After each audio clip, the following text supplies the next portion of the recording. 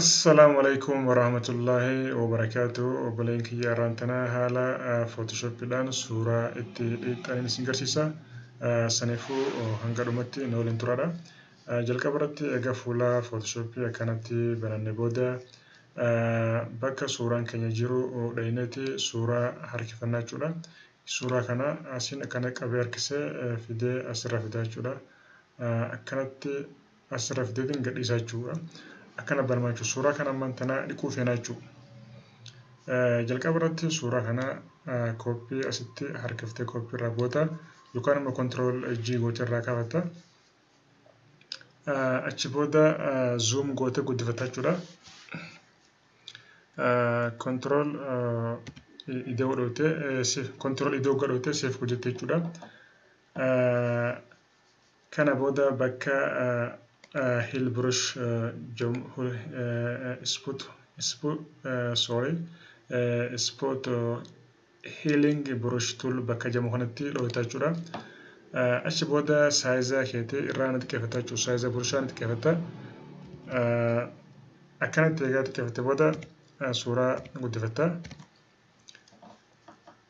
Irra deemtee akkanatti irra deemtee kanatti irraa dhiitaa jechuudha. Irraa hiitaa irraa balleessitaa jechuudha. Finnisaa fi kan kana fakkaatan akkanatti burusha xiqqeeffattee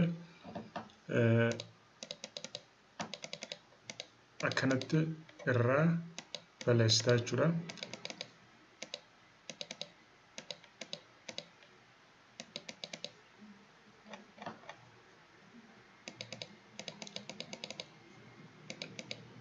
Kanatti irra deemtee kanatti irra fiidee irraa balleessitaa jechuudha.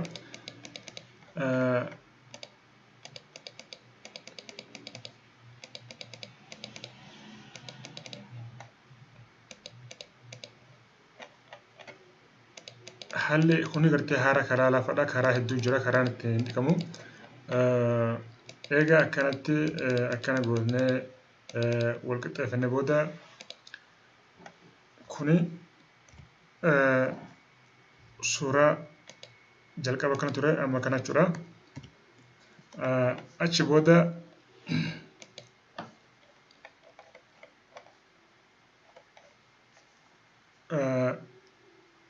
kontirool akkana qabnee argifna yookaan immoo dabal goonee suuraa kana as dhufnee asirratti fiiltar seenna. Hoggaa fiiltara seenne booda fiiltara gubbaarraan smart baadar kan dhoofna. Asirratti akkanatti hoggaa harkifannee booda ni ilaallanna jechuudha. Saayizni kuni akkana saayizii wal qixxeeffannee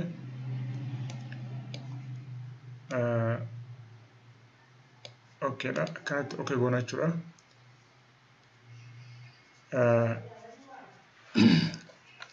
Akkanatti egaa akkanatti okee goone booda asirratti asitti maaskii bakka jiru kanatti dhoofna. Achi booda kontirool I dhoofna.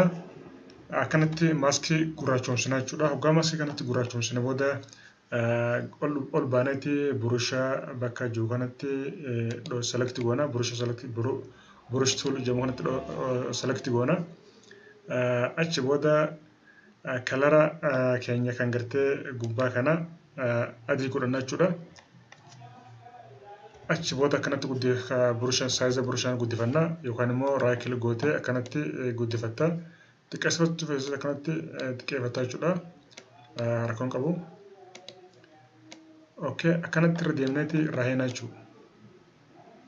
Akkanatti irra deemneeti kan irra itti heenaa jechuudha. Achi booda akkanatti saayiza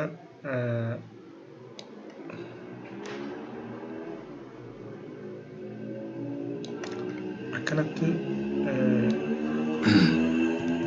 saayiza xiqqeeffachaa saayiza burusha keetii xiqqeeffachaa bakka xiqqeessu fedhu xiqqeessa bakka guddisuu feetu guddisaa akka suuraa it's depend on your picture. Akkanatti eega kana goone booda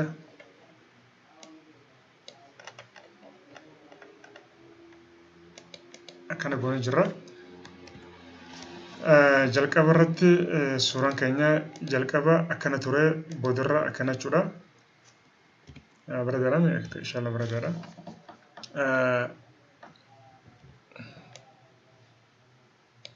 Akkanatti wal qixxeessina.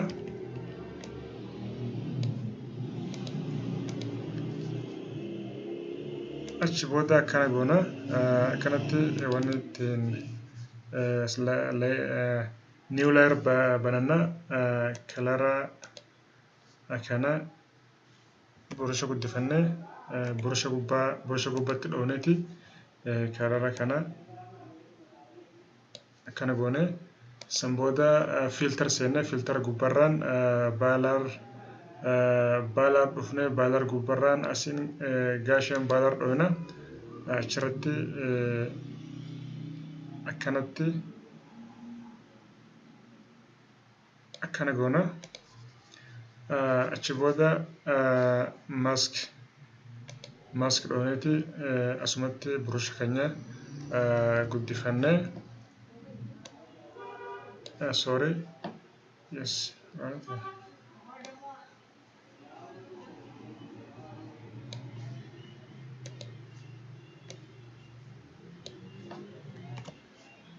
Gurraacha deebisnee akkanatti irraa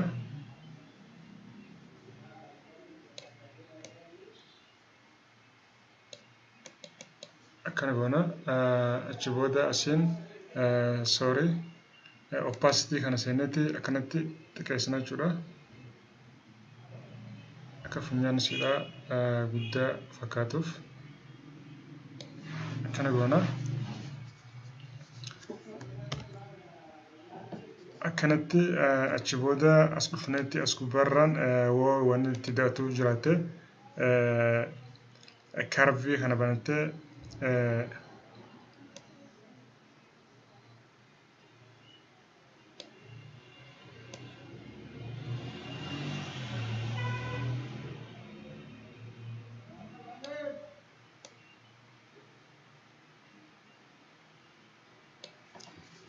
akkanatti wal qixxeessina jirra xumurra jira jechuudha. Suuraan akkana fakkaata. Galatoomaadha, ulfaadhaadha. Akkanumatti waan gaggaarii barumsa gaggaarii jira. Kanaaf subscribe fi like godhaadha. Warroonni gartee channel kiyyaaf gartee haarawaa subscribe godhaa akkasumatti komentii gaaffii qabaatan barreessadha. Barreessanii gaafachuu dandeessanii. Ammas jalqaba suuraan jalqaba akkana ture. Suuraan jalqaba kana fakkaata. Achi booda kana jechuudha. Kanaaf barumsa hedduu jira jabaadhaadha. Subscribe godhaadha. Waan gaggaarii argachuudhaaf akkasumatti barreessadha. Galatoomaa ulfaadhaan isin jaa. Assalaamu alaikum.